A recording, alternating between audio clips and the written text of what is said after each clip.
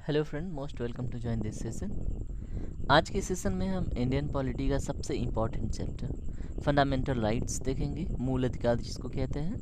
ये हमारे एग्ज़ाम की दृष्टिकोण के साथ साथ हमारी सामाजिक जागरूकता के लिए भी बहुत ज़रूरी सेशन है। ठीक है, तो देखिए, हम सबसे पहले हमेशा की तरह पहले बेसिक्स देखेंगे, उसके बाद से हम एमसीक्यू देखेंगे। देखिए, फंडामेंटल राइट्स से रिलेटेड चीज़ें काफ़ी लंबी हैं, तो इनको हम पार्ट वाइज करेंगे। ठीक है, तो ये फर्स्ट पार्ट होगा इंडियन पॉलिटी का। जब सारे कॉन्सेप्ट कंप्लीट हो जाएंगे तो हम एक एमसीक्यू सेशन भी रखेंगे। ठीक है, तो चलिए आज का सेशन स्टार्ट करते हैं। देखते हैं महत्वपूर्ण बातें रिलेटेड टू फंडामेंटल राइट्स। सबसे पहले स्टार्ट करने से पहले एक मोटिवेशनल बूस्टर देख लें आप। ठीक है, सबसे बड़ा मोटिवेशन मम्मी पापा। ठीक है, चलिए ठीक है, आगे बढ़ते हैं। तो समझते हैं फंडामेंटल राइट्स। एक्चुअली इसका पहले हम देख लेते हैं कॉन्स्टिट्यूशनल स्टेटस। ठीक है, तो फंडामेंटल राइट्स हमारे पार्ट किस में दिए हैं? कॉन्स्टिट्यूशन के पार्ट 3 में। ठीक है, फंडामेंटल राइट दिए हुए हैं जिनको हम मौलिक अधिकार बोलते हैं। ठीक है, तो हमारी कॉन्स्टिट्यूशन की पार्ट 3 में क्या है? Fundamental right. फर्स्ट पार्ट में हमने देखा था union and it's territory means क्या? राज्य क्षेत्र था। ठीक है, संघ और उसके राज्य क्षेत्र थे। और उसके बाद हमने पार्ट 2 में देखा था नागरिकता। आज हम देखेंगे पार्ट 3। ठीक है, तो पार्ट 3 में हमारी फंडामेंटल राइट्स दी हुए हैं। तो ऐसा क्वेश्चन बने कि हमारा फंडामेंटल राइट्स कहाँ पे है कॉन्स्टिट्यूशन में, तो पार्ट 3 में। ठीक है, फंडामेंटल राइट्स देखिए कहाँ से कहाँ तक। अगर आर्टिकल्स की बात करें तो ये आर्टिकल आपकी 12 से लेके 35 तक है ना। तो ये हमारे फंडामेंटल राइट्स का प्रोविज़न अनुच्छेद 12 से लेके 35 तक दिया गया है। ठीक है, थोड़ा सा चटक लेते हैं पेन। ठीक है, अब देखिए ये दो विशेषता छोटी मोटी आपने जान ली। ठीक है, अभी पार्ट देखा कौन कौन से कहाँ तक का आर्टिकल है, ये देखा हमने। ठीक है, और आगे बढ़ने से पहले ये जो 12 से 35 तक का आर्टिकल है, इसका ब्रीफली एक क्लासिफिकेशन कर लेते हैं। ठीक है, तो देखिए फंडामेंटल राइट्स में अगर हम देखें तो आपके 12 में डिफिनीसन है स्टेट का, मतलब स्टेट इन द सेंस की कंट्री के रिस्पेक्ट में बात हो रही है, ये नहीं कि किसी राज्य के विषय में। ठीक है, तो जहाँ पे राज्य के विषय में बात होगी, ठीक है, तो वहाँ पे हम आपको बता देंगे। ये अभी इसमें क्या है, स्टेट को डिफाइन करेगा, मीन्स कि राज्य क्षेत्र बोले तो पूरे देश की बात। ये आर्टिकल 12 में है। आर्टिकल 13 में कुछ विशेष प्रोविज़न है जो फंडामेंटल राइट्स के मतलब असंगत या फिर बोले इनकन्सिस्टेंस जो पहले की विधियां हैं या फिर कोई विधि बनाई जा रही है। ठीक है, अगर हमारे फंडामेंटल राइट्स को हर्ट करती है, ठीक है, तो या तो आच्छादित हो जाती है या तो फिर क्या होता है, उसका जो मतलब प्रभाव होता है शून्य हो जाता है। ठीक है, तो ये आर्टिकल 3 में ऐसे कुछ प्रोविज़न है, इसको भी हम देखेंगे डिटेल में। अब देखते हैं थोड़ा सा क्लासिफिकेशन। हमारे फंडामेंटल राइट्स शुरू में कितने थे? ठीक है, शुरू में हमारे 7 फंडामेंटल राइट्स थे, जिसमें क्या था, एक प्रॉपर्टी भी फंडामेंटल राइट्स था। ठीक है, लेकिन इसको हमने अमेंड करके निकाल दिया। किसको? संपत्ति का अधिकार भी हमारा एक फंडामेंटल राइट्स था, जिसको हमने क्या करके अमेंड करके निकाल दिया। अब ये आर्टिकल 300A के अंतर्गत एक लीगल राइट है। क्या? संपत्ति का अधिकार। अभी फ़िलहाल वर्तमान में हमारे पास कितने फंडामेंटल राइट हैं? 6। ठीक है, अब इन 6 फंडामेंटल राइट्स को हम डिटेल में देखेंगे। ठीक है, चलिए देखते हैं। तो ये जो 6 फंडामेंटल राइट्स हैं, इसमें कौन कौन से हैं वो देखिए। ठीक है, तो राइट टू इक्वालिटी जिसको इंग्लिश में हम बोलते हैं, ठीक है, राइट टू इक्वालिटी, उसको हिंदी में हम बोलते हैं समता का अधिकार। ठीक है, मैं सिर्फ यहाँ पे समता लिख रहा हूँ, समता का अधिकार आप समझ लीजिए। ये आर्टिकल कहाँ से कहाँ तक है? अगर हम समता के अधिकार की बात करें तो ये आर्टिकल 14 से लेके 18 तक हमारा दिया हुआ है। ठीक है, अनुच्छेद 14 से 18 तक समता का अधिकार। ठीक है, अब उसके बाद आता है हमारा क्या? स्वतंत्रता का अधिकार। ठीक है, राइट टू फ्रीडम। ठीक है, तो यहाँ पे मैं स्वतंत्रता लिख रहा हूँ। ठीक है, तो स्वतंत्रता का अधिकार कहाँ से कहाँ तक है? अब देखिए 18 तक आ गया आपका समता, ये है आपका 19 से लेके कहाँ तक? 22 तक। ठीक है, संविधान में पार्ट 3 में जो आर्टिकल्स हैं ये वहाँ पे अनुच्छेद 22 से लेके 19 से लेके 22 तक हमारे स्वतंत्रता के अधिकार के विषय में बात होती है। ठीक है, अब देखिए नेक्स्ट हम देखते हैं क्या शोषण के विरुद्ध अधिकार। ठीक है, राइट अगेंस्ट एक्सप्लॉइटेशन उसको इंग्लिश में बोलते हैं। ठीक है, तो शोषण के विरुद्ध अधिकार कहाँ से कहाँ तक है। देखिए यहाँ से कभी कभी मोटा मोटी एग्जाम में यहीं से क्वेश्चन बन जाते हैं। ठीक है, तो ये आपके हैं 23 से लेके 24 तक। ठीक है, मात्र 2 आर्टिकल्स, 2 अनुच्छेद। ठीक है, तो ये क्या है, शोषण के विरुद्ध अधिकार। ठीक है, अब देखते हैं हम नेक्स्ट, 3 हमने देख लिया, चौथा देखते हैं क्या आता है आपका। इसके बाद धर्म से रिलेटेड बातें होती हैं। ठीक है, तो धार्मिक स्वतंत्रता यानी राइट टू रिलीजन बोल लें, right to profess the religion बोल लें। ठीक है, तो धर्म से रिलेटेड अगर है अधिकार तो उसको क्या बोलेंगे, यहाँ पे धर्म मैं लिख रहा हूँ, धर्म की स्वतंत्रता की बात जब आएगी तो ये आपका हो जाएगा 25 to 28। ठीक है, ये ठीक है 25 से लेके, ये पेन चल नहीं रहा है, जस्ट 25 to 28। आप ये किसके विषय में बात करता है, धर्म से रिलेटेड बातें करता है। जस्ट वाइल वेट, तो हमने देख लिया क्या, 4 अधिकार ये देख लिए। अब देखिए कुछ आता है अधिकार किससे रिलेटेड, माइनॉरिटी के इंटरेस्ट से रिलेटेड। ठीक है, जो रिलीजियस माइनॉरिटीज़ हैं या फिर कुछ ऐसे मतलब कुछ ऐसा वर्ग है, ठीक है, जो अपने कल्चर को प्रोटेक्ट करते हैं, उनसे रिलेटेड अगर बातें होती हैं, कल्चरल राइट्स। ठीक है, किससे रिलेटेड, माइनॉरिटी से, तो वो आपके आ जाते हैं कहाँ से, 29 to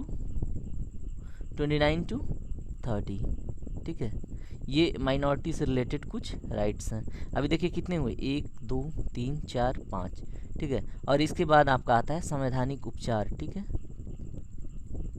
संवैधानिक उपचार वो आपका आता है किस में, आर्टिकल 32 में। अब देखिए 31 को मतलब हटा दिया गया है, जो जिसमें क्या था, राइट टू प्रॉपर्टी। ठीक है, तो उसको निकाल के 300A में ऐड कर दिया गया है। तो ये रहे आपके कुछ 6 प्रमुख अधिकार। अब हम इसमें आगे बढ़ेंगे। ठीक है, 1 by 1 समझेंगे। तो चलिए आगे बढ़ते हैं और समझते हैं।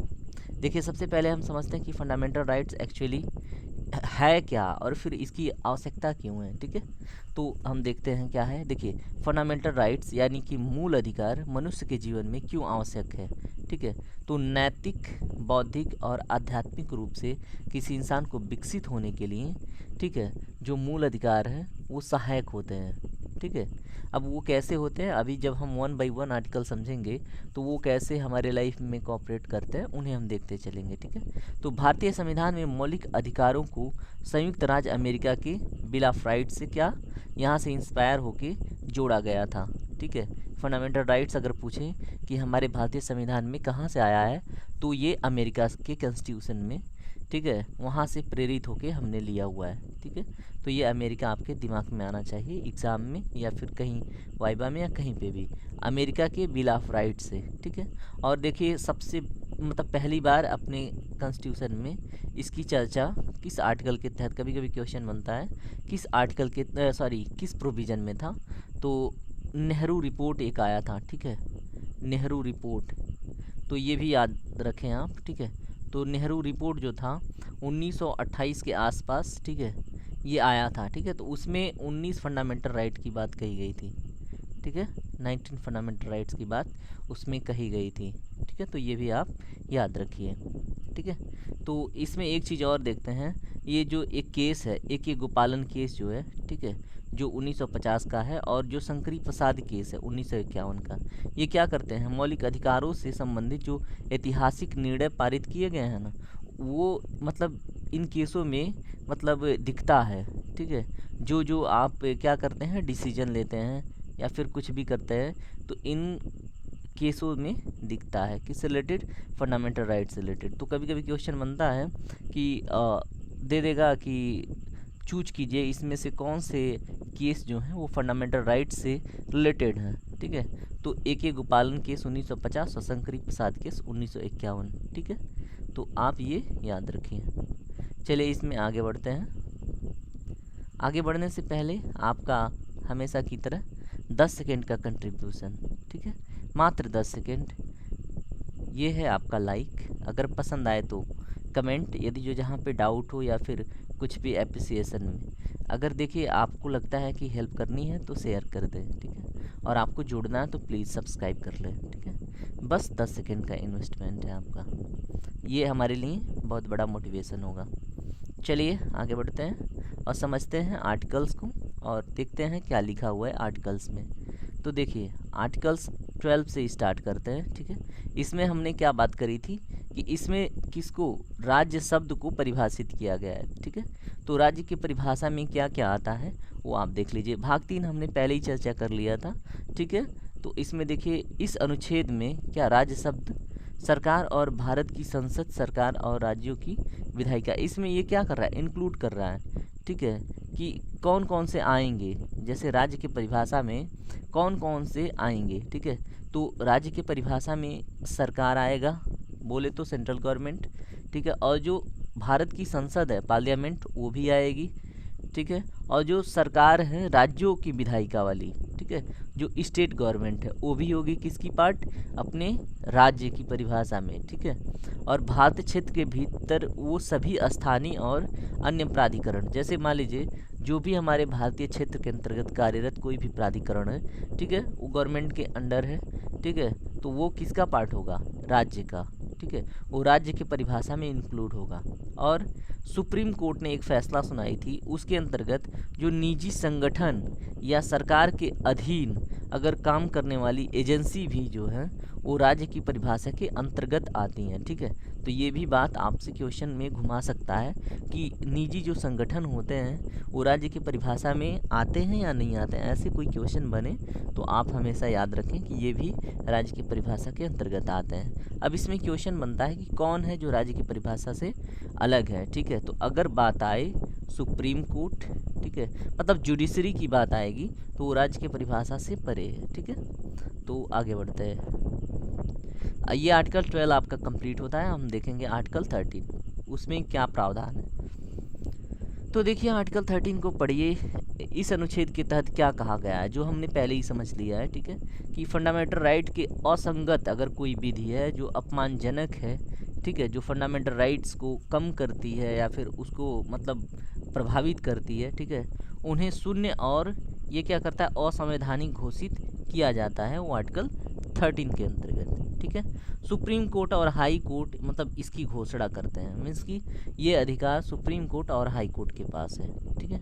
और एक चीज़ देखिए यहाँ पे क्या है, आर्टिकल जो 13 है, अनुच्छेद 13 में कुछ शब्द वर्णित हैं, ठीक है। डायरेक्ट क्वेश्चन बनता है, जैसे जब पेपर टफ बनेगा तो उसमें आपसे पूछा जाएगा जो कानून में संसद या विधानमंडल में जो भी अधिनियमित कोई अस्थाई कानून बनता है वो किस अनुच्छेद के अंतर्गत बनता है। तो ये आर्टिकल 13 आप याद रखें, ठीक है।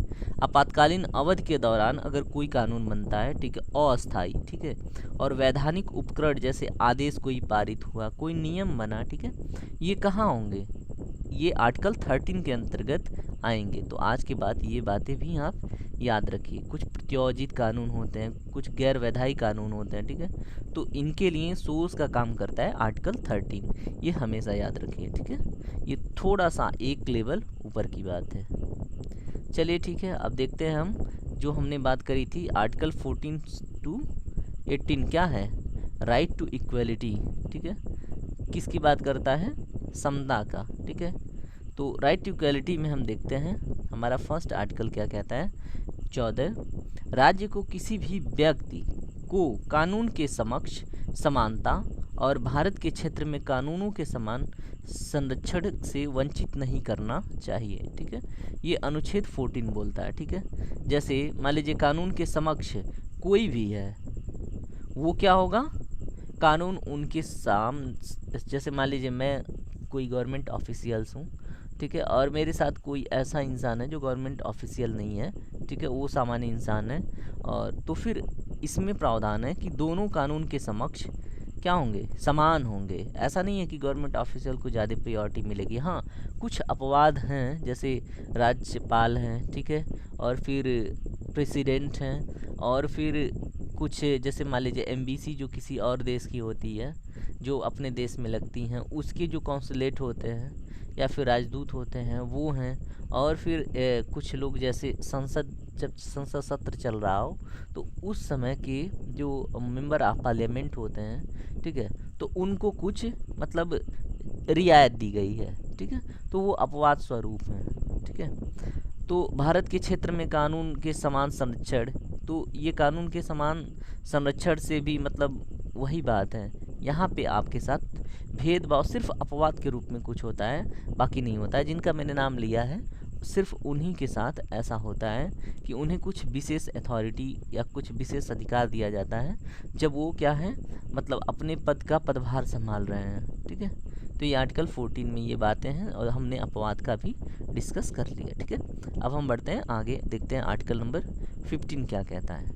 आर्टिकल नंबर 15 क्या कहता है, राज्य किसी नागरिक के साथ जैसे धर्म, मूल वंश, जाति, लिंग या जन्म स्थान के आधार पर भेदभाव नहीं कर सकता। जैसे मान लीजिए राज्य कोई कानून बनाता है, ठीक है, अब आर्टिकल 15 और फिर कभी कभी होता है आर्टिकल 15 का वायलेशन होता है जब राज्य किसी मतलब बच्चे या फिर किसी महिला या किसी वृद्ध या फिर किसी ऐसे सोसाइटी या फिर ऐसे किसी ग्रुप के लिए कानून बनाता है या फिर उनके वेलफेयर के लिए काम करता है जो काफ़ी पीछे हैं, काफ़ी पिछड़े तबके हैं, तो उनको ना उनके साथ ये भेदभाव नहीं माना जाएगा, ठीक है। जैसे हो है ना जन्म स्थान के आधार पर, तो कभी कभी डोमिसाइल के मतलब आधार पे उनको राज्य क्या करता है, इंसेंटिवाइज करता है, अधिक से अधिक उन्हें आगे बढ़ने का मौका देता है, तो उसे हम भेदभाव नहीं बोलेंगे, ठीक है।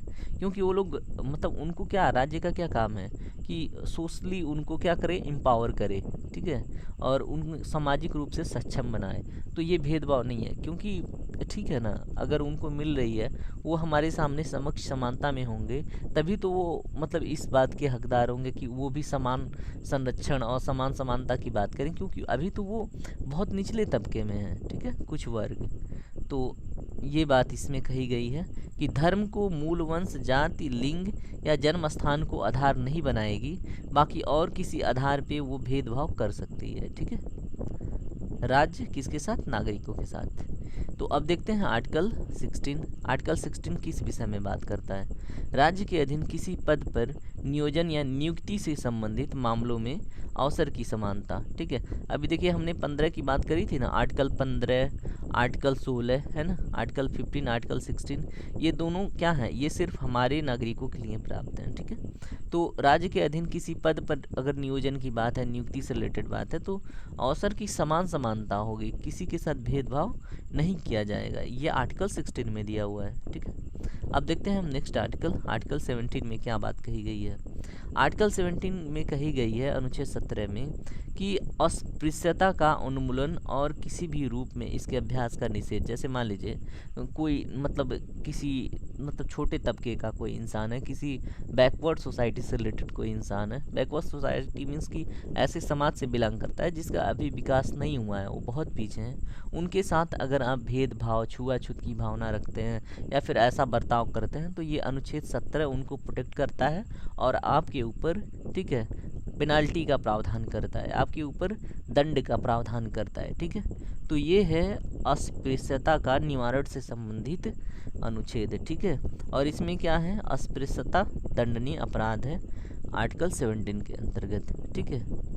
अभी देखिए एट्रोसिटी एक्ट बहुत न्यूज में था, तो आप बिल्कुल उससे को रिलेट कर सकते हैं, ठीक है। अब देखते हैं आर्टिकल 18 किस विषय में बात करता है। तो राज्य के अधीन लाभ या विश्वास का पद अगर कोई धारण करने वाला व्यक्ति जैसे राष्ट्रपति हैं, ठीक है, उनकी पूर्व सहमति के बिना, अगर मान लीजिए कोई राज्य से, जैसे आप कोई व्यक्ति हैं, ठीक है, अब आप लाभ या विश्वास का पद कहीं से धारण करते हैं, वो भी राष्ट्रपति की अनुमति के बिना, ठीक है, तो क्या होगा, वो मतलब आप वो ऐसा नहीं कर सकते, ठीक है।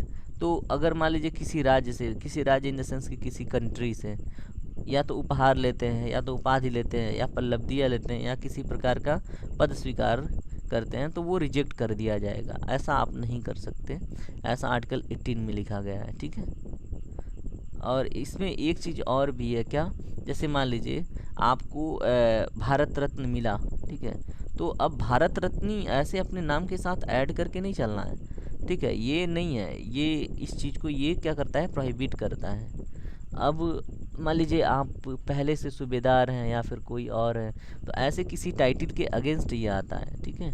लेकिन ये अब मान लीजिए आप क्या हैं, मिलिट्री हैं, तो मिलिट्री हैं ये इसके अगेंस्ट नहीं, आप अपने नाम के साथ मिलिट्री, ठीक है, इंजीनियर हैं इंजीनियर, है ना, डॉक्टर हैं डॉक्टर, ऐसे टाइटल आप लगा सकते हैं। इसके लिए ये असमानता की बात नहीं है, क्योंकि उस इसको आपने अचीव करा है और वो क्या है, पदवी आपको मिली हैं, दी गई हैं, ठीक है। और जो एक विषमता का मतलब बोलें तो इनइक्वलिटी का भाव मन में बैठाती हैं, ठीक है। तो ऐसा आप नहीं कर सकते और इसके लिए बैन नहीं लगाती है, जो कौशलता के आधार पे आपको जो मतलब क्या मिले हुए हैं, कुछ टाइटल्स मिले हुए हैं, ठीक है। तो आगे बढ़ते हैं, देखते हैं अपना आर्टिकल नंबर 19। तो देखिए हमने बात करी थी कि आर्टिकल 19 से लेके 22 तक स्वतंत्रता के विषय में बात की गई है, ठीक है, राइट टू फ्रीडम, ठीक है। तो इसको हम डिस्कस करते हैं। आर्टिकल 19 में एक्चुअली क्या कहा गया है, देखिए इसमें क्या है, 6 स्वतंत्रता की बात की गई है आर्टिकल 19 में। नागरिकों के लिए 6 मतलब कुछ अधिकार दिए हुए हैं जो गारंटी के रूप में आर्टिकल 19 में मेंशन है, ठीक है। वो कौन कौन से अधिकार है, देखिए जो 19 का फर्स्ट है यानी कि 19 का 1, वो किस विषय में स्वतंत्रता देता है, वाक और अभिव्यक्ति की स्वतंत्रता, जिसके अंतर्गत आपकी मीडिया भी आ जाती है, प्रेस भी आ जाता है, ठीक है। तो वाक और अभिव्यक्ति की स्वतंत्रता अनुच्छेद 19 के फर्स्ट में, ठीक है, दिया हुआ है।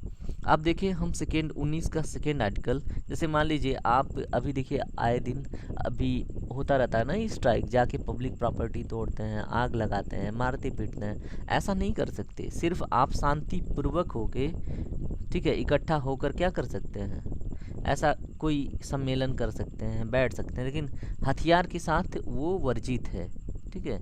तो ये है आपकी आर्टिकल 19(2) में कि बिना किसी हथियार के शांतिपूर्वक इकट्ठा होने की जो स्वतंत्रता है वो अनुच्छेद 19 के 2 में है, ठीक है। और 19 का 3 देखिए, अगर संघ या सहकारी समितियां बनाने की, जैसे मान लीजिए आप यूनियन बनाना चाहते हैं, ठीक है, या फिर कोई कोऑपरेटिव सोसाइटी बनाना चाहते हैं या पार्टी का गठन करना चाहते हैं, ठीक है, तो ऐसी कोई भी सहकारी समितियां बनाना चाहते हैं तो उसमें स्वतंत्रता की बात 19 के 3 में दी गई है। लेकिन आप ऐसी कोई कमेटी, कोई पार्टी, कोई सम्मेलन नहीं करेंगे या नहीं बनाएंगे जो क्या एक देशद्रोह की तरह काम करे, ठीक है। अपने वहाँ से जैसे मान लीजिए कुछ एनजीओ इस्टेब्लिश करके लोग दूसरे देश से फंडिंग लेके अपने ही देश को नुकसान पहुंचाते रहते हैं। तो ऐसा कोई भी कमेटी या फिर ऐसा कोई भी किसी भी प्रकार का आप कोई भी सहकारी समिति या संघ नहीं गठित कर सकते, ठीक है। और अनुच्छेद 19 के 3 में दिया है कि संघ या सहकारी समितियां बनाने की स्वतंत्रता इसमें दी हुई हैं, तो उसी में वो भी दी गई हैं जो मैंने बताया, ठीक है।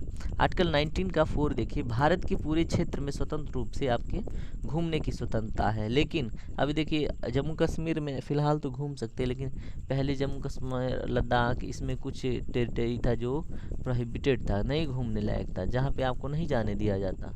और देखिए अगर कुछ कल्चर माइनॉरिटीज़ होती हैं जो अपने कल्चर को प्रोटेक्ट करके रखना चाहती हैं, ठीक है, तो ऐसे लोकेशंस में भी अभी जाना मतलब पूर्णतः आपको स्वतंत्रता नहीं मिली है। लेकिन भारत के पूरे क्षेत्र में स्वतंत्र रूप से घूमने की जो स्वतंत्रता की बात की गई है वो अनुच्छेद 4 में कही गई है, ठीक है। अनुच्छेद 5 यानी कि 19 के 5 में क्या कहा गया है, भारतीय क्षेत्र के किसी भी हिस्से में रहने और बसने की स्वतंत्रता अनुच्छेद 19 के 5 में है, ठीक है। तो अगर आपसे ये क्वेश्चन बने कि आपको अगर लद्दाख में जाके रहना हो तो किस अनुच्छेद के तहत या फिर किस अनुच्छेद की सहायता लेके आप जाएंगे, तो 19 का 5वां जो अनुच्छेद है वो इस विषय में प्रावधान करता है कि आप कहीं भी बसने के लिए स्वतंत्र हैं, ठीक है, भारतीय क्षेत्र में। अब देखते हैं 19 का 6वां, ठीक है।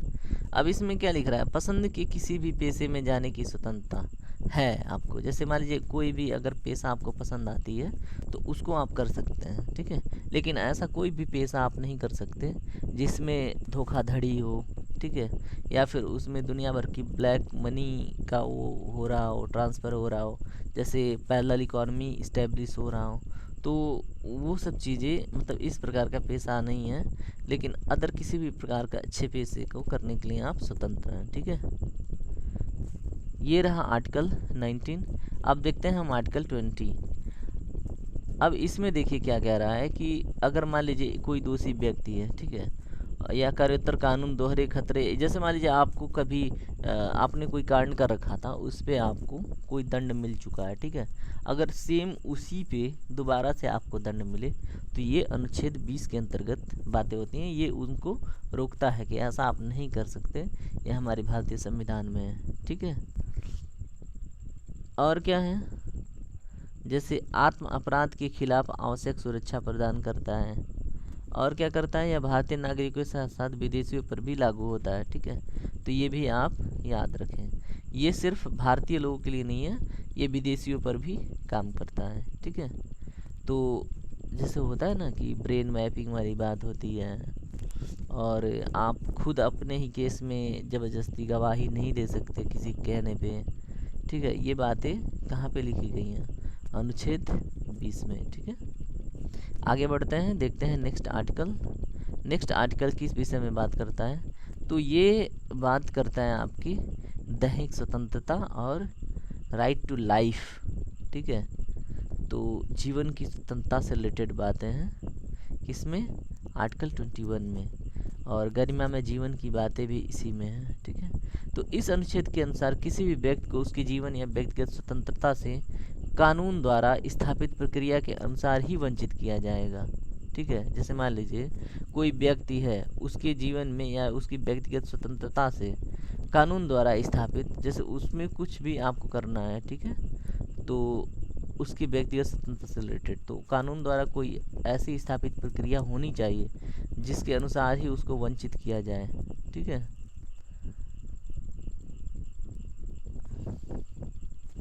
मेनका गांधी मामले में एक बात आई थी, जैसे अपने वहाँ प्रोसीजर इस्टेब्लिश बाय लॉ का मतलब एक फंडा था, मीन्स कि जो भी हम गौन करेंगे एक लिखित कानून को पूर्ण रूप से जो मतलब मानने की अवधारणा थी। जो मान लीजिए कोई लिटिगेशन है, ठीक है, या फिर कोई लेजिस्लेशन है, किसी भी प्रकार की चीज़ें हैं, तो पहले प्रोसीजर इस्टेब्लिश्ड बाय लॉ के कॉन्सेप्ट पे काम करते हैं कि अगर प्रोसीजर सही है तो फिर सही है, ऐसा नहीं कि उसमें क्या था, जैसे मान लीजिए सॉरी प्रोसीजर सही है तो सही है, नहीं ऐसा नहीं था।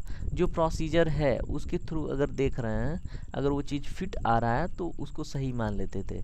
लेकिन ड्यू प्रोसेस ऑफ लॉ के कॉन्सेप्ट में हर एक पहलू का अच्छे से वो देखा जाता है, उसमें देखा जाता है कि कितनी क्या है सिमिलैरिटी है।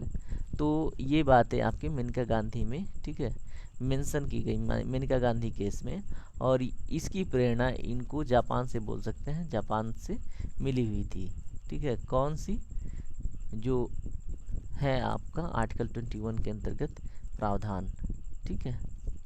अब हम देखते हैं कि अनुच्छेद 21A ये अमेंडमेंट के अंतर्गत ऐड हुआ है 86th अमेंडमेंट एक्ट 2002 में। तो ये क्या था, पहले हमारे वहाँ शिक्षा का अधिकार सिर्फ क्या था, डीपीएसपी के अंतर्गत आता था, ठीक है। अभी क्या हो गया, शिक्षा का अधिकार एक मौलिक अधिकार बना दिया गया, ठीक है। तो अनुच्छेद 21 के ए को अमेंड करके, ठीक है, तो ये शिक्षा का अधिकार प्रदान किया गया, ठीक है, और इसको ना फंडामेंटल राइट डिक्लेयर कर दिया गया। इस अनुच्छेद के अनुसार देखिए, ये एग्जाम में बहुत पूछता है किसे, तो इस अनुच्छेद के अनुसार जैसे राज्य को 6 से 14 वर्ष की आयु के सभी बच्चों को मुफ्त और अनिवार्य शिक्षा प्रदान करनी चाहिए, ठीक है। तो ये बातें आपके अनुच्छेद 21 के ए में लिखी गई हैं।